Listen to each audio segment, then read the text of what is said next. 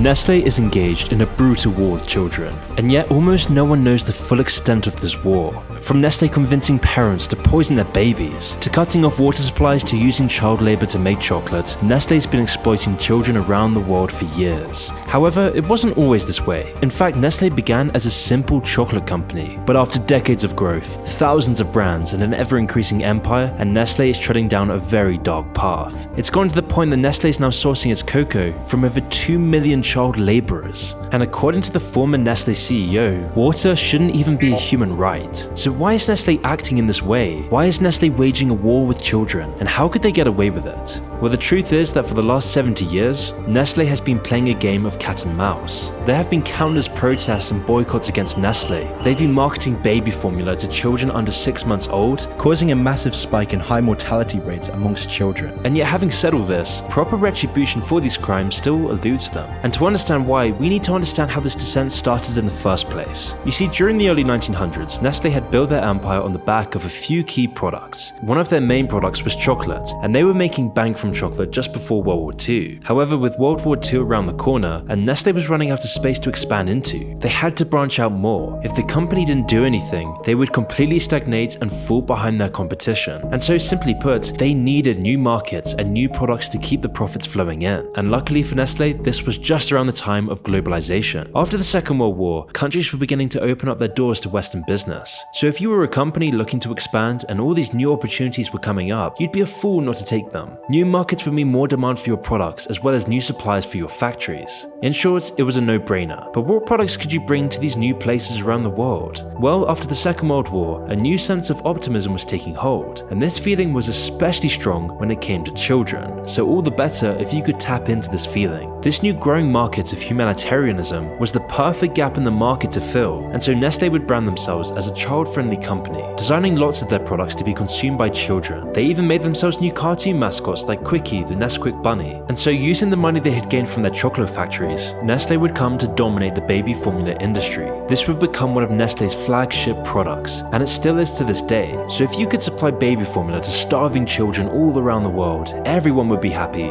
right? Well, the only problem was that your baby formula wasn't all it was cracked up to be. In fact, Nestle's formula wasn't at all sufficient for newborn babies, and recent studies have confirmed this, but in a masterstroke of planning and propaganda, this didn't matter, because Nestle had been buying favors in the medical world for years, and the public perception was at an all-time high. The public already loved their chocolate, they'd made a killing from the war, doubling their sales and supplying food to troops and civilians alike, and because of all of this, Nestle was gaining a reputation as one of the great defenders of children's health. The only problem was that Nestle's baby formula was leading to malnourishment, illness, and death, but because their marketing campaign was so effective, it made the public and medical world blind to this. In the 1940s, one Swiss journalist even remarked, "Nestle stands with its products alongside the Red Cross in its magnificent crusade for destitute childhood." And so with this great global propaganda campaign, combined with a growing corporate empire, and Nestle was in a perfect position to establish themselves as a global company, a multinational giant. And because of this, Nestle now had free reign in these new developing markets all around the world, and it was here that they would begin their war on children. The first stage of this war was to exploit a populace uneducated about baby formula and its risks. It didn't matter that people would eventually wake up to the truth about their product, as long as the money kept rolling in. And people would discover the truth pretty quickly. One activist was already hot in Nestle's heels. A 1939 talk by Cicely Williams showed that even before Nestle's practices were widespread, they were known to cause the death of children. In her speech, she said, quote, "Misguided propaganda on infant feeding should be punished as the most criminal form of sedition, and those deaths should be regarded as murder." But if people were becoming aware of the awful crimes that Nestle were committing, and the grave dangers of their baby formula, why didn't the public care? Well, simply enough that back then there was not enough recognition for Williams or anyone else's work. Because back then, Nestle was working with governments and big businesses around the world to suppress the truth. And Nestle's massive project to buy the medical industry had seen to that. And so from the 1950s onwards, the company would be engaged in a constant battle between going to war with children and censoring any of the public backlash. It was a race against time before the truth broke out internationally. And so Nestle needed to gain as much power and money as possible to prevent the repercussions of the truth. And so at first, due to the enormous pressure from its investors and owners to increase Nestle's profits, Nestle would begin ramping up their medical propaganda outside of the borders of Europe. They would go all in on influencing medical professionals to promote their products, with medical professionals around the world and entire clinics receiving large gifts of cash or supplies from Nestle. And with these gifts came free samples of their baby formula. The implication was obvious.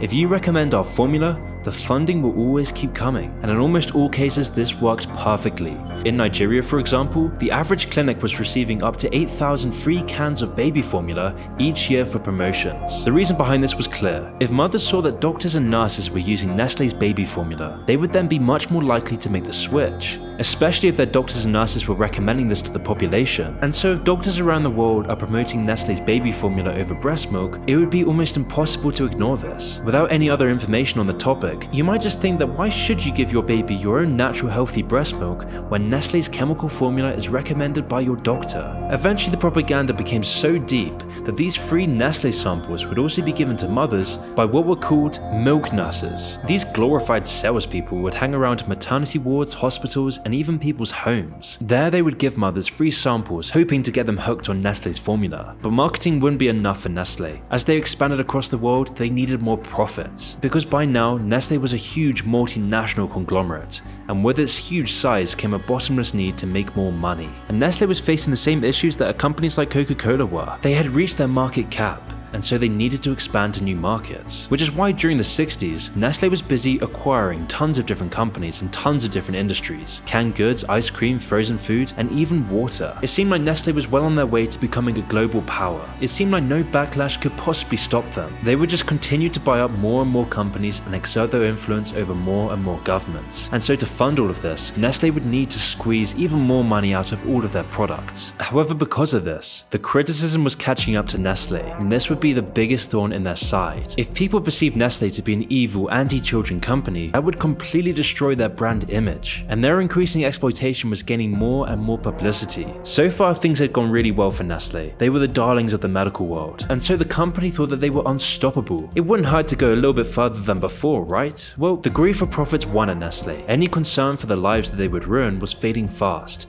The rationale was simple: grow and take over the world, deal with the consequences later. And that is when the publicity finally caught up with Nestle. After Cicely Williams' criticism of Nestle back in 1939, other activists started learning the truth, and criticism for Nestle was slowly leaking out of Europe. And as the awful effects on children grew, it slowly became clear to doctors what the real cause was. Eventually there were too many sick and dead children to ignore, and so in 1970, the UN raised its first concerns about the industry practices. And 3 years later, Nestle would face a tidal wave of negative publicity. In 1973, a document called The Baby Killers was released to wide acclaim. It detailed much of what we've already discussed and placed the blame almost entirely on Nestle's shoulders. They showed that Nestle's baby formula, taken in third world countries, led to babies being 6 to 25 times more likely to die of diarrhea. The truth was coming out, and this was one of the biggest threats to Nestle's entire existence. A child-friendly company marketed towards children was now being shown to be one of the most toxic things towards children. And so with the truth coming out, what would you do in Nestle's position? I mean, without the baby formula, Nestle's stock price would take a critical hit. And with major investments from companies and governments around the world,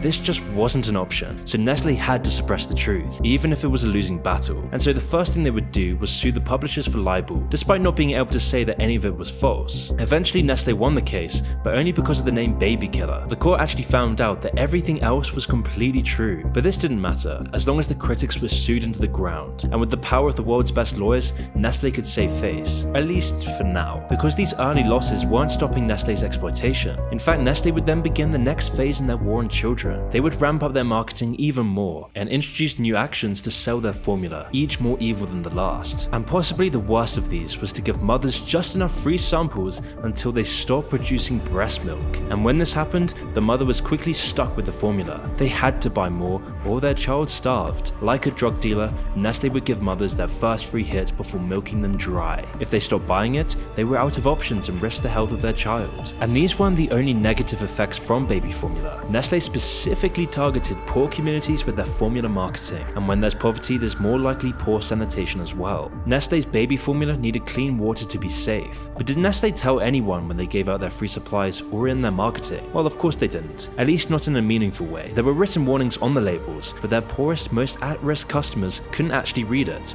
They were so poor they were illiterate, and they couldn't read the instructions either. But because the doctors and all the elites above them promoted it, they believed Nestle's marketing. In addition to not being able to sanitize their baby formula, their poverty also meant that families would stretch their supplies. This combined effect of poor sanitation and too little nutrients was often deadly for babies. Babies raised on formula rather than breastfeeding are much more likely to get diarrhea. They're more likely to get all kinds of infections and are even more likely to get sudden infant death syndrome. Recent studies have proved this, and this doesn't even factor in dangers from poor sanitation and malnutrition. Nestle didn't care, of course, as long as the money kept rolling in. But unfortunately for Nestle, the criticism towards their actions was reaching a breaking point, and in 1977, a massive boycott was launched in the US, severely damaging Nestle's profits and image. It started in Minneapolis in protest of Nestle's policies, and soon it would spread all around the West. From Australia to Canada to Europe, Nestle's sales took a massive dive. If they didn't do something soon, Nestle would completely collapse. And following on just a year later, a public Senate hearing shined a light on the true extent of Nestle's crimes.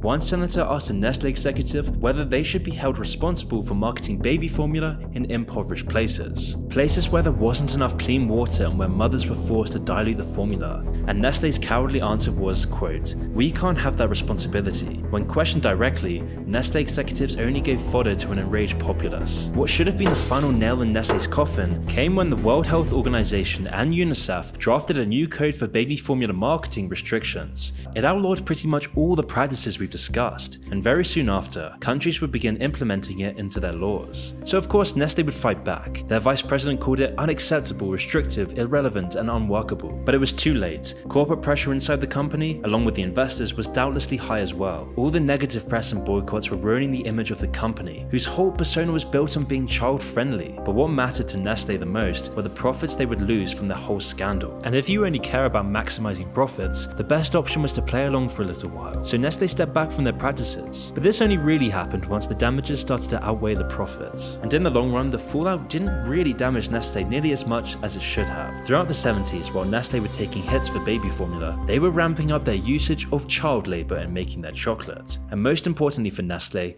they were still making heaps of money. For example, in the early 70s, they also bought L'Oreal, a cosmetics company, and now today it's the largest in the world, making over $30 billion in revenue in just 2021. But unfortunately, Nestle was not going to stop their war against children. There were a bunch of new countries and regimes looking to bolster their struggling economies through whatever means necessary. So when Nestle came looking for sources for the booming chocolate business, lots of countries were eager to supply their needs. But Nestle and their competitors were in a position of power in the arrangement. The monopoly that they and other large chocolate manufacturers held on international cocoa meant that they could charge whatever they wanted. Cocoa was relatively cheap in the 1940s, and so Nestle and other members of the monopoly made sure it stayed that way for decades to come. So imagine you're in this position. You've got the power to make all sorts of exploitative deals with your suppliers. Cocoa isn't very cheap either when you factor in the import costs and taxes. At the same time, the ever-hungry board members and shareholders are demanding profits. And even when you broke the rules before with baby formula, it didn't hurt the company in any meaningful way. In fact, the baby formula was a huge success. All of this meant that there was no real incentive for Nestle to give their farmers and suppliers fair deals. And there was definitely no incentive to ask questions about how they can afford to sell you cocoa so cheap. So to fill the demand for incredibly cheap cocoa, farms across the developing world paid their workers incredibly poorly and sometimes not at all. But the worst aspect of all of this was that many of these farms didn't just use functional slave labor, they used child labor as well. The vast majority of these suppliers were small family-owned businesses. It was at these farms in impoverished locations around the world where children were expected to toil in the fields, often getting paid nothing or a very minuscule wage. A lack of regulation and outside attention meant that this way of doing things went on for generations. But things couldn't stay this way forever. These small farms weren't as productive as Nestle would have liked. Soon, demand for cocoa started to outpace the supply, especially once Nestle got the world hooked on chocolate. By the 70s, there were major changes on the way. Prices were skyrocketing, the world was in an economic downturn, and Nestle and many other companies were forced to increase domestic prices. But this still wasn't enough to keep pace. In 1971, cocoa was around $500 per ton. By 1977, they had increased by over 1,000% to over $5,000. Nestle shareholders were desperate to lower these prices. So what would you do? Your company's already deep into child slavery, and you need cheap cocoa, so why not double down? It hadn't backfired yet. In response to the increase in demand, suppliers needed more cheap workers, and often that meant more children. The family farms were still running, but larger farms using children trafficked from nearby countries started cropping up, and these practices were most prevalent in the Ivory Coast and Ghana. These two West African countries produce the vast majority of the world's cocoa, with the Ivory Coast alone making up 35% of the globe's production, and the farms of both of these countries often have trafficked children working on them. Tricked into working on the farms through promises of money and education, these children often never see their families ever again.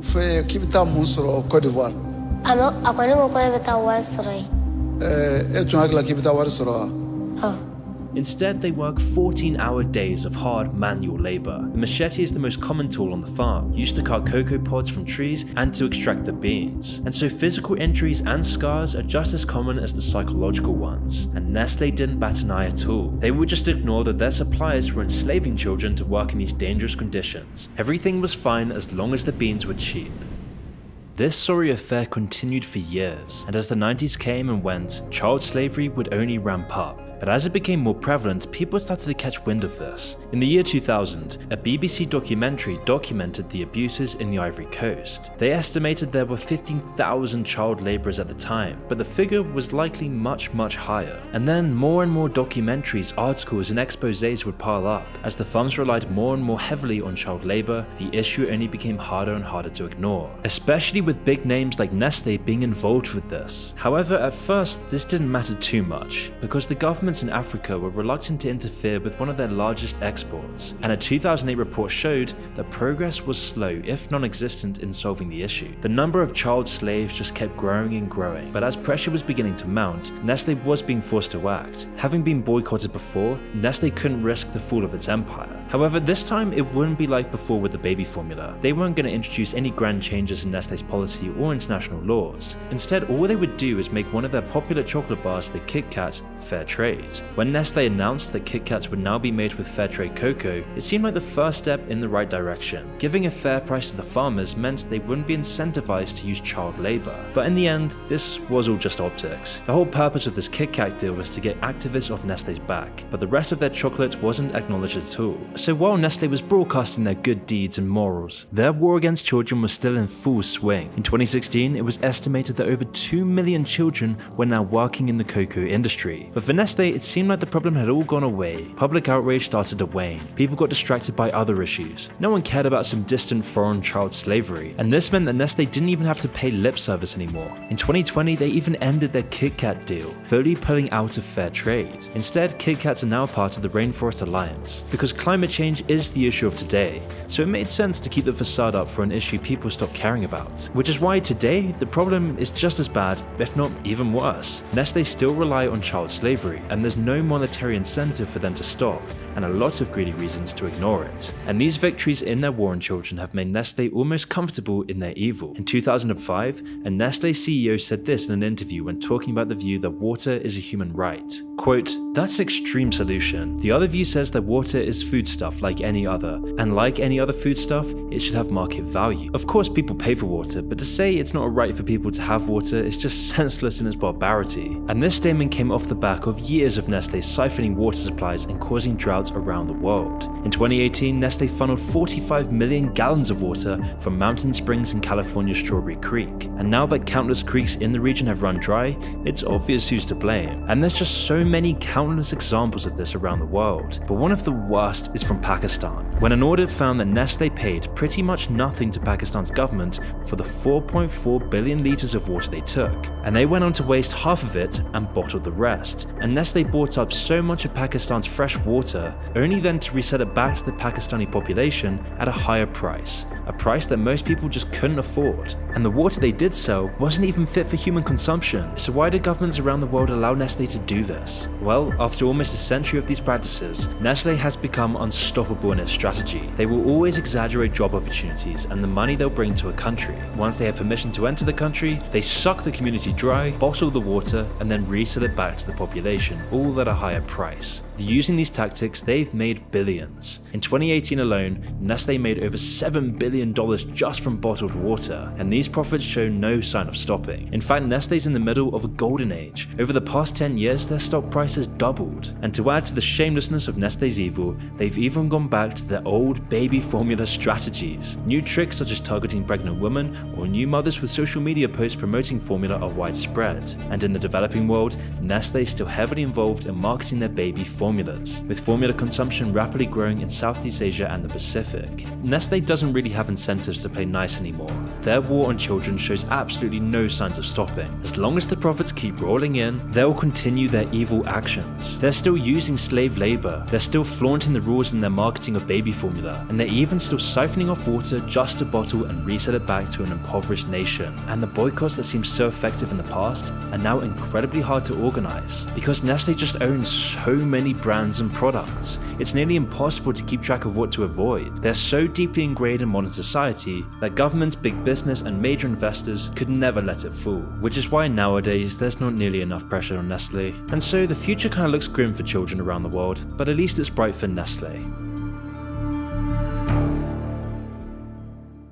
2020's catastrophic markets have struck a blow to Nestle, at least temporarily, with Nestle reporting a 19.99% year-on-year reduction in net profit. And it's not just companies hurting, but the everyday people with money in the market. In fact, some are calling the next 10 years the decade of lost wealth, because the near zero interest rates and sub 2% inflation that fed the record markets are gone, and trillions of dollars have been wiped from the stock market. In their place, volatility and uncertainty reign. So how are ultra-high net worth investors preparing? With an asset that has shown to reduce volatility in any portfolio, one that 85% of wealth managers recommend, fine art. Because of the demand in these conditions, Deloitte expects the market to grow nearly 60% in just 3 short years. And it's no surprise. Morgan Stanley says this art has a low correlation to other major asset classes and doesn't experience the same volatility. And so that's where one startup saw an opportunity for every investor to be a part of this movement, and it's called Masterworks, an easy-to-use investment platform that's allowed over 500,000 users to discover the potential of this exclusive wealth-generating asset. Since inception, Masterworks' team of art market experts have delivered an average 29% net return to investors. And although past performance is no guarantee of future results, Masterworks is a long-time channel partner with an A+ rating from Better Business Bureau, and you can get exclusive access to Masterworks just by clicking the link in the description below.